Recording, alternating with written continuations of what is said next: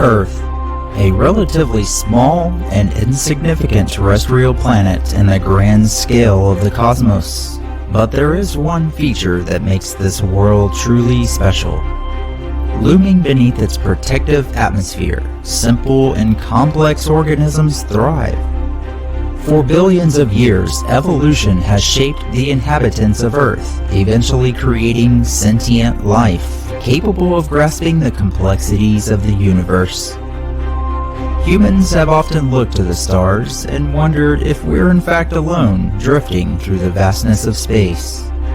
While it appears sentient life is exceedingly rare, is it possible that simple cellular life is relatively common in the cosmos? We've customarily limited our search for life to the circumstellar habitable zone, eloquently called the Goldilocks zone. This is a range of orbits around a star that provides enough radiant energy to support liquid water on the surface of a planet, given sufficient atmospheric pressure. Several factors are considered for calculating the habitable zone, the most important being the size and type of star. Hotter stars will push the habitable zone further out, whereas cooler stars will require planets orbiting much closer to remain within this zone. For our solar system, the inner edge is around 142 million kilometers from the Sun. The outer edge is around 240 million kilometers. That puts Earth barely within the inner edge of the habitable zone, and Mars beyond the outer fringe. Incredibly, scientists are speculating about the existence of life on an exotic world quietly orbiting through the outer solar system. With a dense, planet-like atmosphere rich in nitrogen, weather that produces methane rain, and stable bodies of liquid on the surface, Saturn's moon, Titan, is the most unique and exciting world in our solar system. This orange moon is a frozen yet flammable world with hundreds of times more liquid hydrocarbons than all the known oil and natural gas reserves on Earth. So why are we considering the existence of life on Titan? After all, it's almost 1.5 billion kilometers away from the Sun, well outside of the habitable zone. So far, in fact, that sunlight traveling at, well, the speed of light takes over an hour to reach Titan, and temperatures on the surface are cold enough to make Antarctica seem like a tropical paradise. Nevertheless, astonishing discoveries now suggest that given the right elements, cellular life might thrive in these frigid conditions.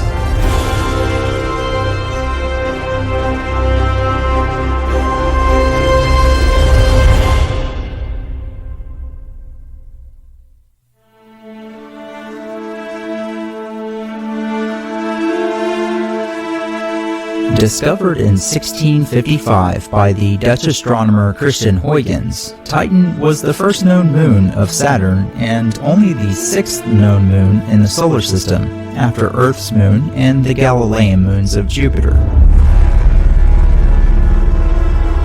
Huygens named it Saturni Luna, Latin for Saturn's moon. The name Titan came from John Herschel, the son of William Herschel, who had discovered Mimas and Enceladus. He suggested names of the mythological Titans, brothers and sisters of Kronos, the Greek Saturn. In Greek mythology, the Titans were a race of powerful deities, descendants of Gaia and Uranus that ruled during the legendary Golden Age. Today, we know Titan as the sixth ellipsoidal moon from Saturn and the only moon in our solar system with a dense atmosphere. Compared to the other major moons of Saturn, Titan truly lives up to its name. Rhea is the closest in size, but it's still 3 times smaller. Evidence suggests that during the formation of Saturn, any large moons were either absorbed by dramatic collisions or simply ejected from their orbits while passing too closely to the mighty Titan. Both Rhea and Iapetus are believed to be the remnants from spectacular collisions early in Titan's history.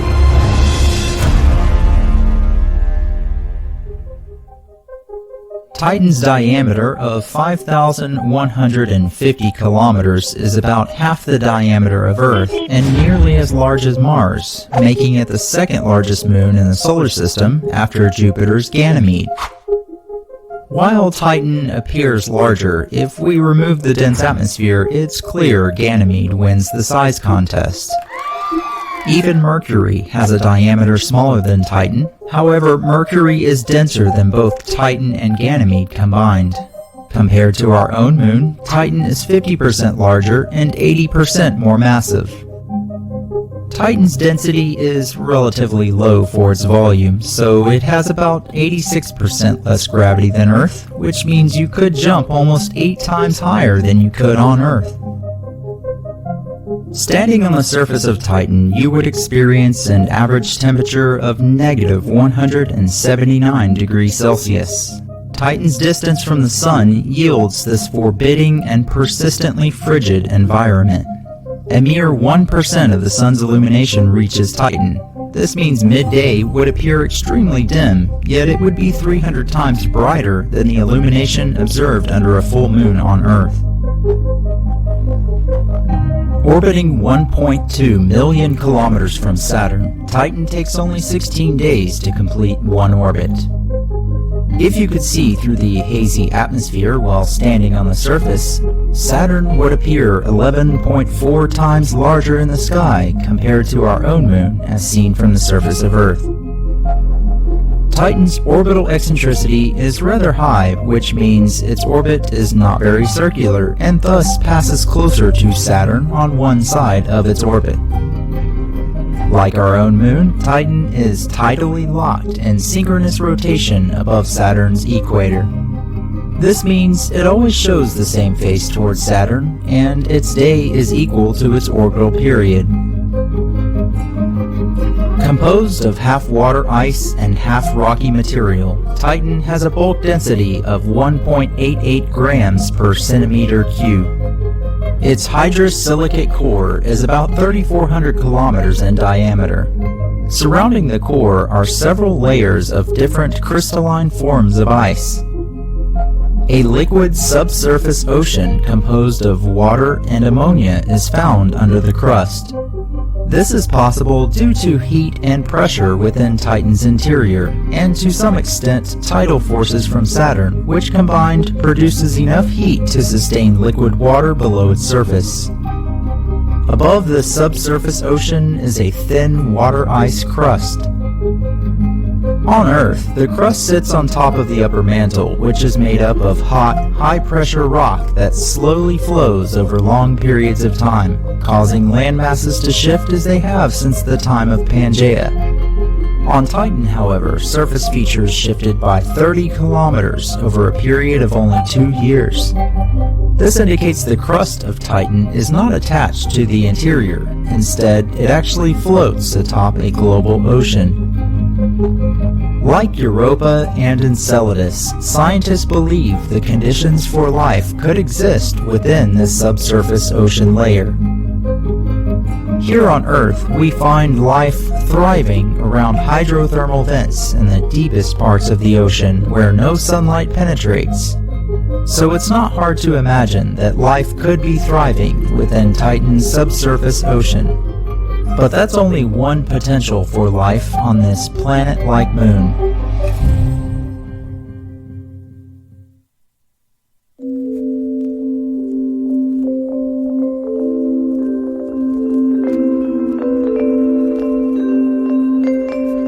Titan's thick orange atmosphere is the most distinguishable feature we can see from space. Its orange color is likely produced by heteropolymer molecules called tholins. These are tar-like organic precipitates, relatively small and insignificant, resulting from the sun's photolysis of methane in Titan's nitrogen-rich atmosphere. While tholins are not found on modern-day Earth, they are rather abundant on icy moons in the outer solar system. Evidence suggests that tholins may facilitate the formation of prebiotic chemistry. This could have a significant implication of the origins of life. Composed of 98.4% nitrogen, Titan has the only nitrogen-rich atmosphere in the solar system aside from Earth. The remaining 1.6% is composed of mostly methane and a little hydrogen. With no oxygen in the atmosphere, you wouldn't be able to breathe on Titan though. There are trace amounts of other hydrocarbons like ethane, acetylene, propane, and other gases such as argon, helium, and even hydrogen cyanide. Titan's atmosphere is 2 times thicker than Earth's atmosphere and about 7.3 times more massive on a per surface area basis. Standing on the surface, you'd feel about 50% more pressure than you would on Earth. That's equivalent to the pressure you'd feel when diving 15 feet underwater on Earth. As a result, you would not require a pressure suit to survive on Titan, but you would need oxygen to breathe, and without an insulated suit, you would freeze where you stood in seconds. Given Titan's thick atmosphere and low gravity, you could fly like a bird with a set of wings strapped to your arms. The physical exertion required might be similar to swimming through water on Earth. Surely this knowledge would greatly have been appreciated for those who attempted such comical feats a century ago on Earth. Titan's low gravity struggles to retain its atmosphere that wraps rather loosely around the Moon and rotates much faster than its surface. The mesosphere extends 600 kilometers above the surface. That's about 2 times higher than the International Space Station orbits Earth, and about 480 kilometers higher than Earth's mesosphere. Like all the moons in our solar system, Titan lacks a magnetosphere required for shielding its atmosphere from the solar wind. However, Titan spends 95% of its time within Saturn's magnetosphere. This graphic illustrates Titan just outside of Saturn's protective magnetosphere for a short period of time during its 16-day orbit around the gas giant. Both sunlight and Saturn's magnetosphere are central to the formation of Titan's incredibly thick haze. 1,000 kilometers above Titan's surface, nitrogen and methane molecules are broken down as photons and highly energized particles collide with the atmosphere. In a chain of chemical reactions triggered from positive ions and electrons, a multitude of hydrocarbons are formed. As these compounds grow larger, they begin to sink deeper within Titan's atmosphere due to their increasing weight. Within the lower atmosphere, these large aggregates of atoms and molecules benefit from favorable conditions, ultimately producing carbon-based aerosols, which directly affects Titan's climate.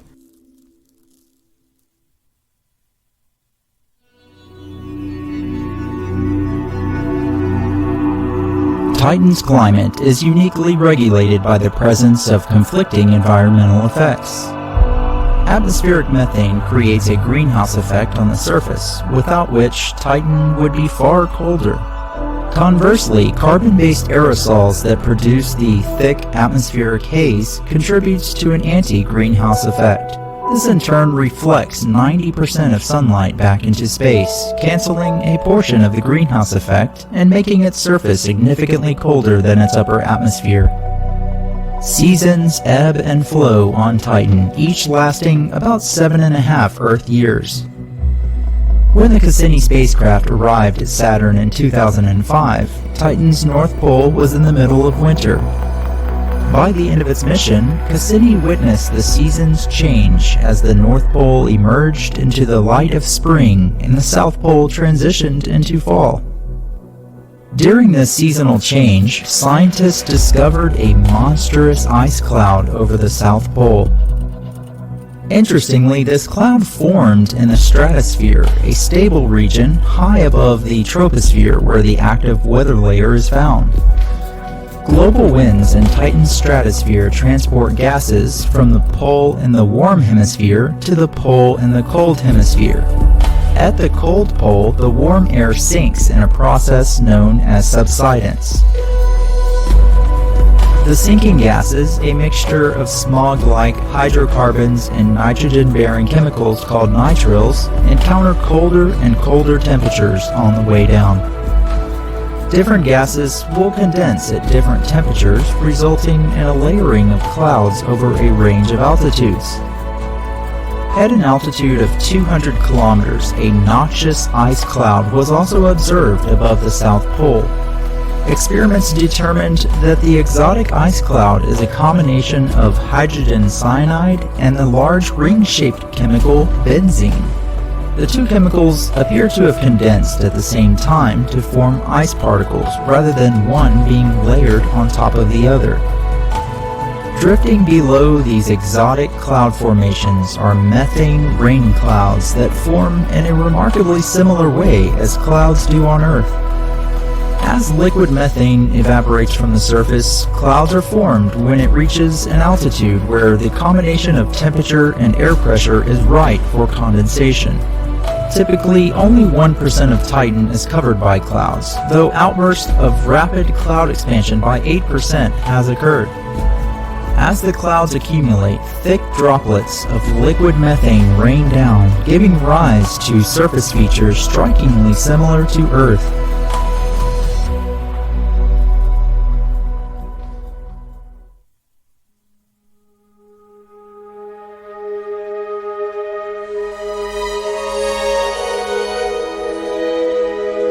Adorned with mountains, valleys, dunes, rivers, seas, and lakes, Titan's surface is covered with Earth-like features, making it an exciting study among the scientific community. Yet there are surprisingly bizarre characteristics on its surface. Instead of sand or dirt, Titan's surface is covered by non-silicate granules. The granules are essentially plastics formed in the atmosphere as hydrocarbons produce longer chain molecules that fall to the surface.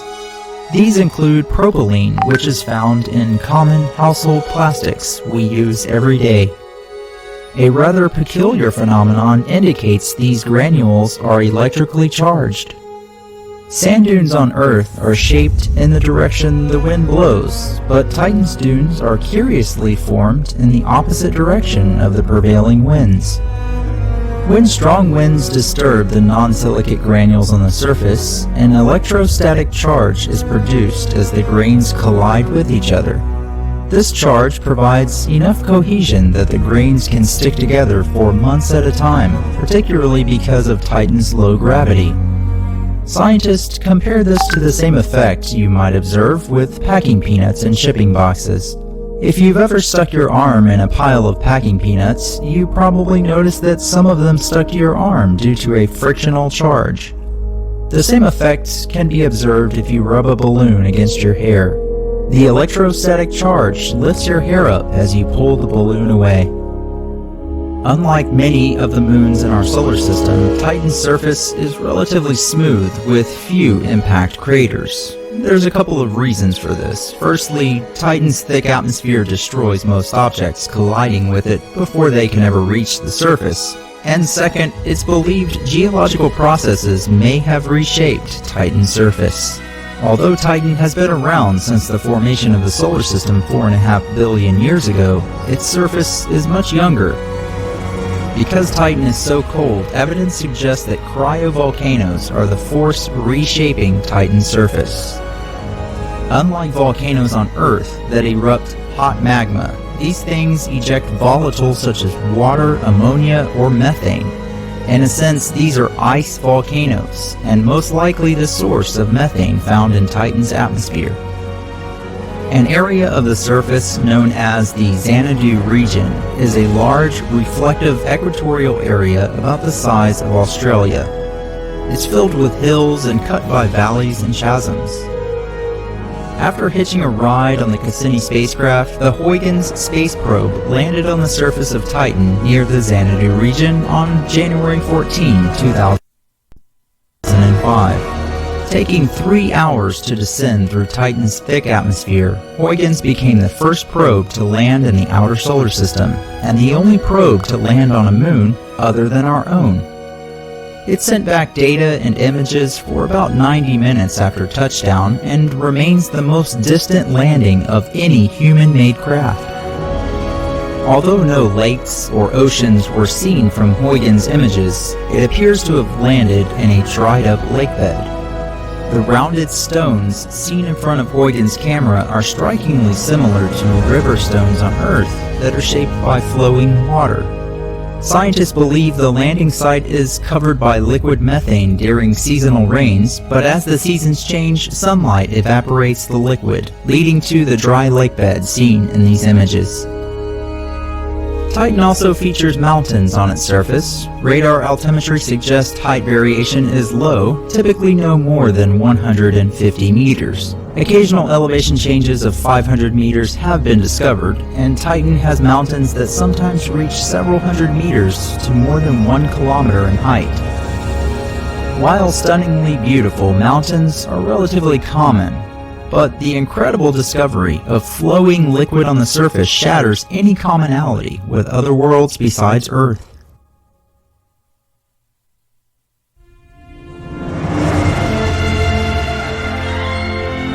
H2O, a molecular compound found in 117 million lakes dotting the surface of every continent on Earth. Yet this accounts for less than 1% of Earth's water. A whopping 97% is found in a vast global ocean covering 71% of our planet. Our proximity to the Sun facilitates these stable bodies of liquid water. Oceans and lakes filled with water are so familiar to us that Titan challenges our wildest imagination as the only other home in our solar system to hold stable bodies of liquid on its surface. But unlike Earth, Titan's lakes and seas are not filled with water. When the Cassini spacecraft began studying the Saturnian system in 2004, it observed a dark feature near Titan's south pole called Ontario Lacus. This was later confirmed to be a hydrocarbon lake filled with liquid methane, ethane, and propane, the main components found in natural gas. Ontario Lacus is the largest lake found in Titan's southern hemisphere. Lacus is of course Latin for lake. Radar measurements indicate the average depth of Ontario Lacus is extremely shallow, ranging from 40 centimeters to 3 meters, and a maximum depth of 7 meters, or about 23 feet. With methane being an extremely flammable compound in the presence of oxygen, it's difficult to imagine this stuff lapping against a lakeshore as water does on Earth. It's certainly a good thing Titan's atmosphere is lacking oxygen. When Titan's North Pole emerged from 15 years of winter darkness, Cassini discovered a lake called Jingpo Lacus. This stunning photo of the infrared's peculiar reflection was captured by Cassini as sunlight was reflected off the surface of the lake. Dozens of smaller lakes have been discovered in Titan's North Pole region, some of them up to 50 kilometers across. It seems the lack of sunlight in Titan's polar region prevents this rather high concentration of lakes from evaporating. But lakes aren't the only surprise found on Titan's surface. It also has 3 seas of liquid methane. Located near the North Pole, Ligeia Mare is the second largest sea on Titan. It's larger than Lake Superior on Earth, with a surface area 126,000 square kilometers, and contains enough liquid methane to fill Lake Michigan 3 times over. Ligeia Mare is much deeper than Ontario Lacus, averaging 20 to 40 meters, with some parts exceeding 200 meters in depth. Several hydrocarbon rivers flow into Ligeia Mare, the longest one stretching 400 kilometers across the surface.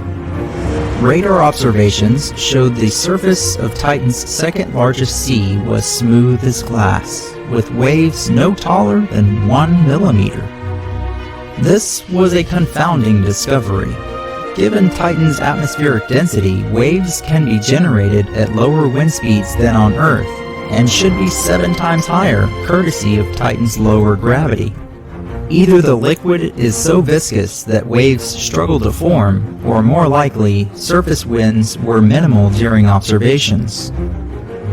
A year on Titan is equal to 30 years on Earth, so its seasons are rather long. It's possible Ligeia Mare is seasonably calm during the long dark winter, while the sun's energy may drive stronger winds during Titan's long summer, and thus produce higher waves.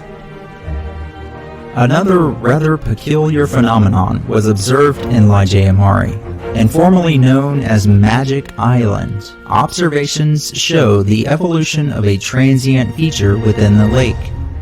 Cassini witnessed this island disappear and reappear over time, which can't be explained by tides, sea level, or seafloor changes. We're not sure, but scientists speculate that nitrogen bubbles formed in Titan's oceans sit on the surface for a period of time, creating a temporary island that eventually dissipates. Titan's largest sea is also found in the North Polar region. The Kraken Mare is 400,000 square kilometers. That's almost the same size as Texas. Named after the legendary sea monster, Kraken Mare is split in two parts, with a strait connecting each side that's roughly the same size as the Strait of Gibraltar. Because of Titan's orbital eccentricity, it experiences more tidal forces from Saturn as it passes closest to the planet. This may cause tides of 1 meter, generating strong currents and whirlpools in the strait, affectionately nicknamed the Throat of Kraken. We've only discussed a few of the major lakes and seas on Titan. There's at least 36 lakes we know of and 3 seas. Together, they contain 300 times the volume of oil reserves on Earth. While Titan's lakes and seas are incredibly intriguing, the most exciting part is the possibility of life thriving within them.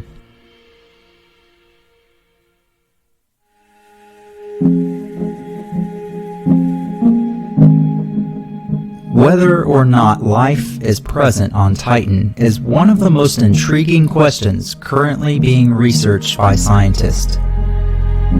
Titan's thick atmosphere is a soup of complex organic compounds ideal for prebiotic chemistry or potentially exotic life.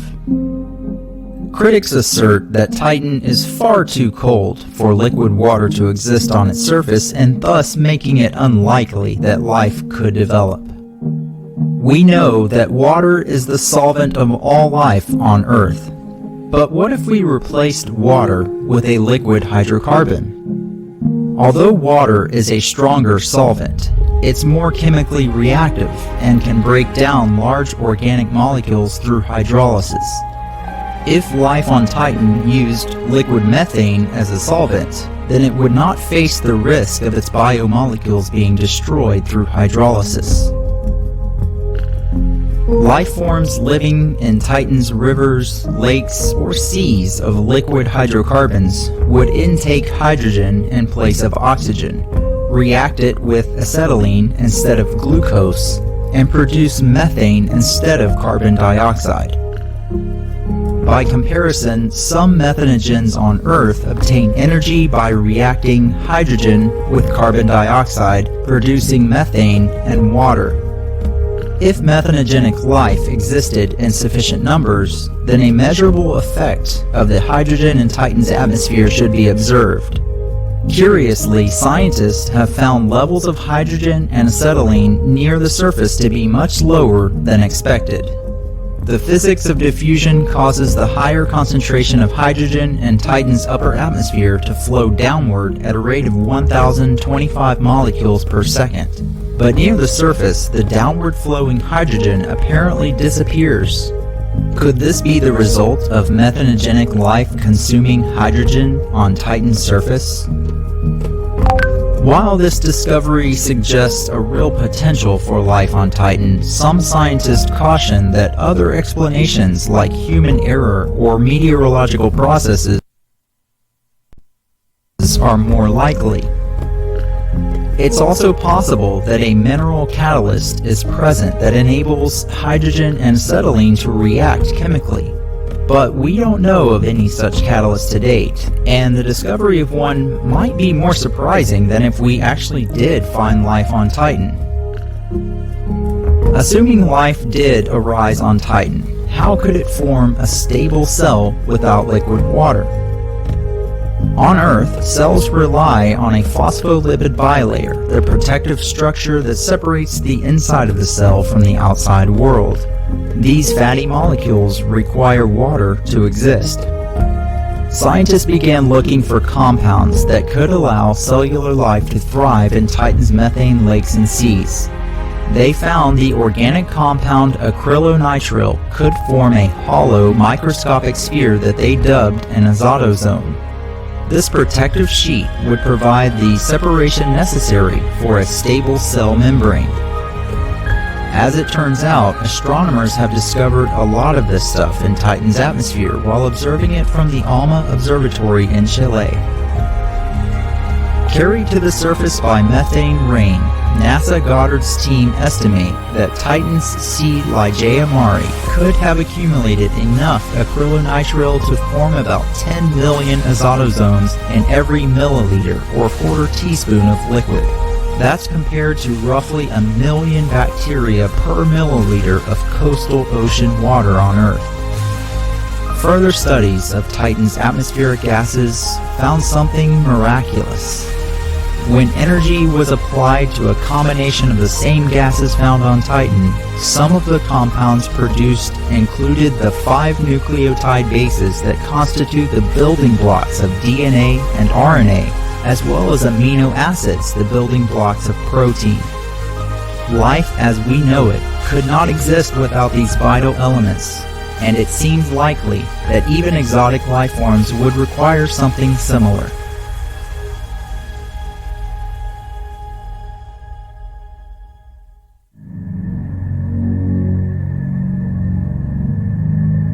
All the evidence suggests an exciting potential for life to arise and thrive in Titan's adverse environment. But we just can't say for certain without sending another probe to study the surface of Titan's methane lakes and seas, which is precisely what NASA is planning. The most exciting idea involves a submersible autonomous vehicle. Launching by the year 2038, this submarine would splash down in Titan's largest sea, the Kraken Mare, becoming the first submarine to explore the depths of an extraterrestrial sea. The addition of a submarine to NASA's fleet would expand their capabilities to include situ nautical operations. A Titan sub could prove incredibly useful in the search for life within Titan seas, but it might also offer clues to how life on Earth formed. With an array of sophisticated autonomous instruments on board, the submarine would observe and analyze samples from the bottom of Kraken Mare. It's almost eerie to think of what we could find while diving the depths of a liquid methane sea. Several other mission ideas have been proposed in the wake of Cassini's incredible discoveries that has left us with an endless supply of intriguing questions. These include a balloon circumnavigating Titan's atmosphere from an altitude of 10 kilometers, a robotic aircraft that would photograph Titan's surface as it cruised through the atmosphere, and a boat that has small propellers, allowing it to explore the surface and shorelines of Titan's seas, lakes, and rivers. These future endeavors are beyond exciting, but we'll have to remain patient for the time being since these are just preliminary proposals. We face crucial engineering challenges ahead if we ever hope to boldly attempt a mission to study an extraterrestrial sea with a submersible autonomous vehicle. For now, the question remains, will we find life upon our return to this orange moon? No matter what the future holds, Titan will always remain one of the most extraordinary worlds in our quiet corner of the galaxy. Thank you for watching to the end. Be sure and subscribe to my channel for more documentaries in the future, and let me know what you thought in the comments below. Thank you also to my patrons whose support helps to cover some of the expenses I invest in producing these videos. Visit my Patreon page if you'd like to help out too. Until next time, my friends, I'm Tex. Happy orbiting.